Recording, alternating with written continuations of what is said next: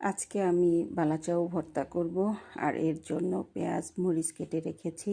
তার সাথে একটু শুকনো মরিচ ভেজে নিয়েছি, তার মধ্যে একটু লবণ দিয়ে দিয়েছি।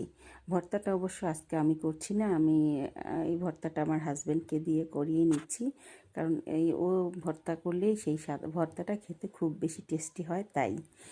তারপরে ও তো খুব মরিচগুলো আগে মিশিয়ে নিচ্ছিল, তারপরে মরিচগুলো ম্যাশ করার পরে পেঁয়াজগুলো খুব ভালো মতো ডলে নিচ্ছিল, কারণ পেঁয়াজ খুব ভালো মতো ডলে না নিলে ভর্তা খেতে কিন্তু একটুও ভালো লাগে না।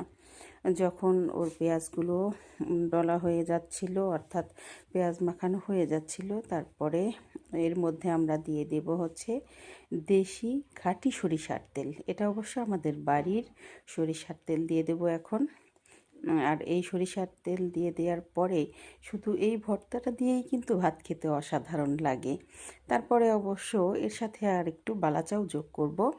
এই কক্সবাজার থেকে বালাচাওগুলো নিয়ে এসেছিল, সেখান থেকে আমি অল্প একটু বালাচাও রেখেছি। তারপরে বালাচাওগুলো দিয়ে দিচ্ছে। বালাচাওগুলো দেওয়ার পরে এটা ভর্তা করে নেবে। আর এই ভর্তাটা খেতে কিন্তু খুবই অসাধারণ টেস্টি, আমার তো খুবই ভালো লাগে।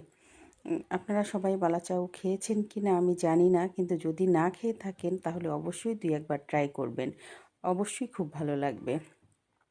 আর আজকে বালাচাও ভর্তাটা আমি খাবো হচ্ছে দেশি লাল চাল, ঢেঁকি ছাঁটা লাল চালের ভাত দিয়ে। এটাও কিন্তু আমাদের দেশি এবং আমাদের নিজেদের ক্ষেতের এই চালটা।